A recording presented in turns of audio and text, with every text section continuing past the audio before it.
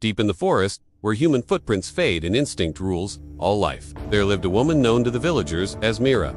Her name wasn't a whisper in the wind, yet everyone knew her. Unlike the others who sought the forest bounty or its fleeting solace, Mira heard its voice in the rustle of leaves, the babble of brooks, and the sigh of ancient trees. She understood its language, not in words, but in feelings. It told her when a storm brewed, when a wild animal was hurt, when the balance of life was disturbed.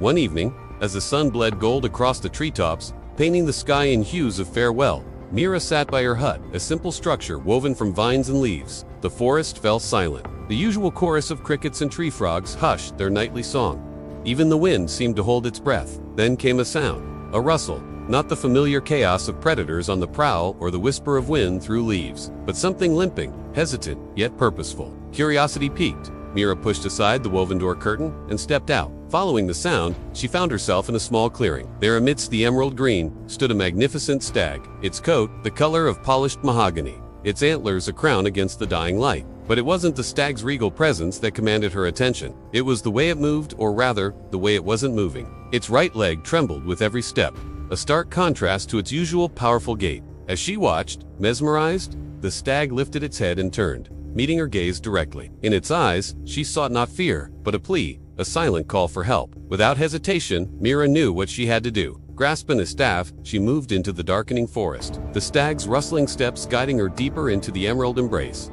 The path was treacherous, a labyrinth of gnarled roots and moss-covered stones. Thorns tore at her clothes and biting insects harassed her, but she pressed on. The stag moved slowly, stopping every few steps to glance back, ensuring she followed. After what felt like hours, though time held no meaning in the dense forest, they reached a spot where the trees grew thick and the light struggled to penetrate the canopy above. Here the air hung heavy, pregnant with the scent of decay and damp earth. The stag paused, dipped its noble head slightly in what seemed like a final farewell, and disappeared into the thicket. Hesitantly, Mira stepped into the shadowy grove. Her eyes, accustomed to the dim forest light, began to pierce the gloom, and there in the dim light, filtering through the leaves, she saw something that made her heart skip a beat. At the foot of a fallen tree lay a child, alone, dirt-covered, and curled into himself like a fading breath. He couldn't be more than 5 years old. His lips were chapped, his skin sallow, his eyes closed, yet his chest rose and fell rhythmically, showing that he was alive. Mira dropped to her knees, her heart pounding a wild tattoo against her ribs.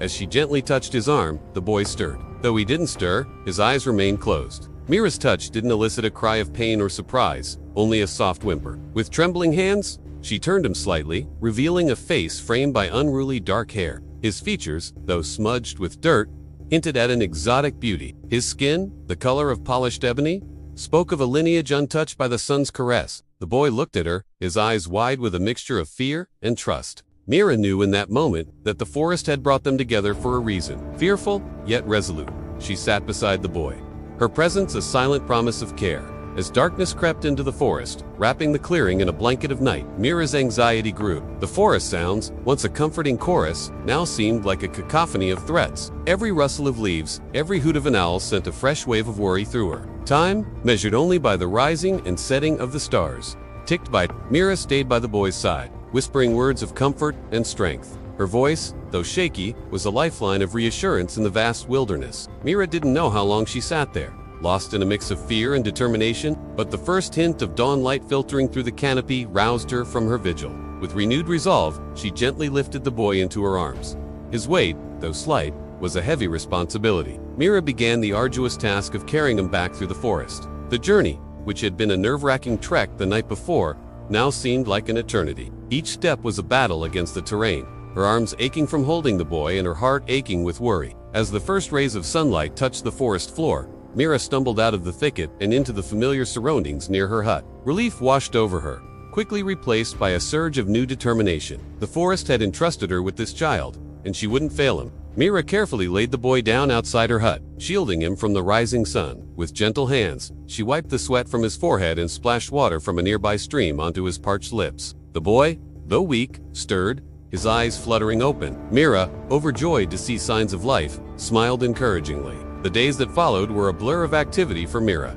She turned her humble abode into a makeshift clinic, filling it with herbs and concoctions designed to bring the boy back to health. His recovery was slow, marked by periods of lucidity mixed with bouts of fever and delirium. During those times, he would mutter in a language that sounded like flowing water, words that Mira didn't understand, but whose melody hinted at a deep sadness. As he recovered, the villagers, intrigued and worried, began to gather around Mira's hut, drawn by the mystery of the abandoned child and the tales of the talking deer. Their questions echoed in the clearing. Who was he?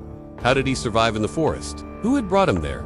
Mira, though, had no answers. The forest which had guided her to the child had been silent on his origins. As the boy regained his strength, his spirit remained subdued. He clung to Mira, finding solace in her presence, but rarely spoke, his eyes holding a distant sorrow. The turning point came when the boy, now clean and well-nourished, ventured out of Mira's hut and saw the morning mist clinging to the tall trees. Suddenly, he cried out in a language that sounded like the rushing of a waterfall, his words echoing the lament of the wind through the trees. Mira, though she didn't understand his words, felt the depth of his emotion and held him as he poured out his heart. In the days that followed, the boy gradually opened up, sharing stories of his life before the forest. He spoke of a village nestled amidst rolling hills, a place where the houses were like scattered jewels and the fields shimmered with golden grain. He described a family, their faces blurred by time and memory, yet their love for him as real as the sun's warmth. He talked of a fall, a sudden twist of fate that had separated him from everything he'd ever known. As he spoke, Mira pieced together the puzzle of his past, realizing that the forest hadn't just saved his life, it had preserved his spirit. Though his memories were fragmented, his spirit was unbroken. Meanwhile, the villagers, curious and compassionate, rallied together. They shared food, clothing, and stories, weaving a tapestry of care around the boy and Mira. As weeks turned into months, the boy, who they had named Kieran, became a part of the village life. He learned their customs, their language, and most importantly, their kindness. The wound in his heart began to heal, replaced by the warmth of newfound friendships and the promise of a shared future. Every morning, without fail, Kieran would stand at the edge of the forest, waving to a majestic stag that stood silhouetted against the sunrise. They had a bond, a connection that went beyond words. And when the stag dipped its head in acknowledgement, Kieran knew he wasn't just waving to an animal. He was greeting a guardian, a protector, a friend. As the seasons changed and the leaves turned from emerald green to fiery hues of red and orange, Kieran thrived. The incident in the forest became a legend, a tale whispered around heart, a testament to the enduring power of nature and the resilience of the human spirit. Some in the village saw it as a miracle, a divine intervention that had brought Kieran to them. Others, including Mira, saw it as a message from the forest, a reminder that not all rescues come with human hands, that sometimes the wild chooses who to save and how. Kieran's story is a reminder that sometimes the greatest strength comes from the most unexpected sources, and that the bonds we form in life can transcend the boundaries of language, culture, and even species. It's a tale that echoes through the ages, carried on the wings of the wind and the rustle of leaves, a testament to the enduring spirit of humanity and the profound mysteries of the natural world.